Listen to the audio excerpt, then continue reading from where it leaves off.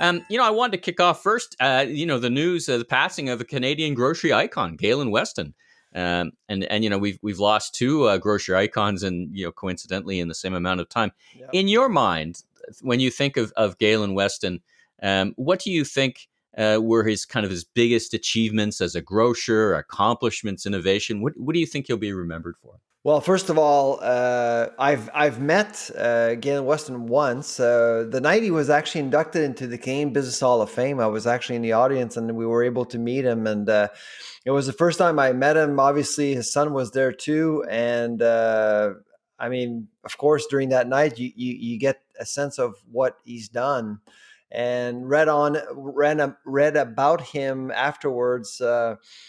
Let's face it, Loblaws wouldn't be the Loblaws we know today without him. In fact, I'm not even sure if it would exist, because when he came back from Ireland in the 1970s, Loblaws was almost bankrupt, and he came back Yeah. and saved it. I've always considered Galen Weston to be the godfather of private labeling in Canada, at least in the food industry. He was the one that really championed private labeling at Loblaws with No Name and President's Choice, and frankly, it just made Loblaws a better company, a better grocer. Beyond the financial savviness he had, and of course he invested in different aspects of retailing as well. But when it came to food, I would say that really his legacy revolves around grocery experience and private labeling. Essentially, what do you remember of him? Well, what I remember is you're right about when you think about Loblaw today, the very successful, one of Canada's largest companies. You kind of don't remember that it was on its last legs, like in the 70s, right? It was a very troubled, it was a struggling organization. But in my mind, it's that pulling together. You're right, private label. Bringing over that innovation from Europe, from Tesco. That was happening in Europe. And really, the President's Choice line and Yep. the various presidents that have been in place for Loblaw. I think it's not easy to run a big Canadian diversified grocer, and I think he set his family, he set the people up that followed him for great success. And Oh yeah. He's really an icon in the Canadian business community, not just the grocery Absolutely. industry. Unlike his son, though, he was not very present in the media. That's right. I'm not sure if you knew this, but back in 1983, he was actually a victim of a kidnapping attempt, a failed kidnapping attempt, and after that, he decided just not to be as public. And he did his job. He did a fantastic job. He allowed other people to shine, like Dave Nichols, the late Dave Nichols, Yeah. who really became the voice for President's Choice. And then after that, of course, his own son really became a predominant figurehead for the company as well. Well, and now more, we should talk about that for a few seconds. Now more than a figurehead.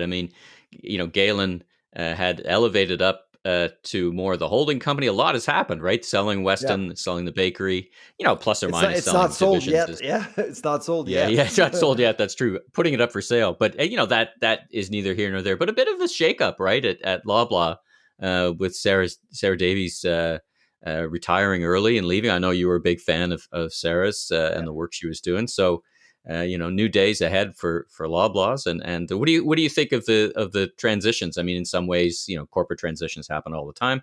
But maybe Galen was just missing getting his hands on the operations, from the higher level. I was a bit surprised that they actually mixed a bunch of things as they came out in the media, with several announcements, including putting the bakery business on the blocks, and announcing that Sarah Davis was leaving. Personally, from a PR perspective, to honor Sarah's legacy, because she is a very well respected executive in the industry, I would have just announced that, and maybe wait a couple of days later to announce that that Weston Bakeries was for sale. Now, with the sale of Weston Bakeries, and I'm really curious to know who's actually going to buy this thing. You kind of wonder what's what's in it for the holding company? Why would you need a holding company when all you have left is the retailer, the grocer, the grocery business, and the REIT? You can basically have all that in And the REIT, one. right? The real estate, yeah. And so I do wonder, from a governance perspective, if there's not going to be more change down the road once Western Bakeries is sold. Yeah. Do you have any idea who's going to buy it? No, I mean, I could think of some European companies that have a big footprint here. Who knows? Maybe an indie might get into the business. I think food is central. There could be a private equity. I've seen lots of private equity plays. There's a lot of money in the market right now. Yeah. A lot of money. There's a lot of M&A activity, not necessarily in grocery. It's so surprising, because about a year ago we would have thought, oh my goodness, the business war is going to stall. Nothing's going Yeah, to happen. It's the complete opposite. yeah. It's and there's a lot of money chasing not many deals. So I don't know. I don't think it's going to be when they at that level of sophistication, they would have an idea of potential The challenge in the food potential buyers. business, and I know that in bakery particularly, margins haven't gone up all that much in the last, I would say, 5 years. Things are much tighter, and input costs are going up, especially this year. And so, to for an investor to come in, I can see a European player or American player could be interested in Western bakeries, but yeah, protecting margins is going to become more and more challenging. I mean, you've speculated, not speculated, but we've talked about Couche-Tard as a powerful player. Yeah. Maybe they backward integrate. I mean, thinking out of the box, so to speak, or out of the shopping basket. Interesting players could happen, right? Private equity could take it and Yeah, flip no, it. absolutely.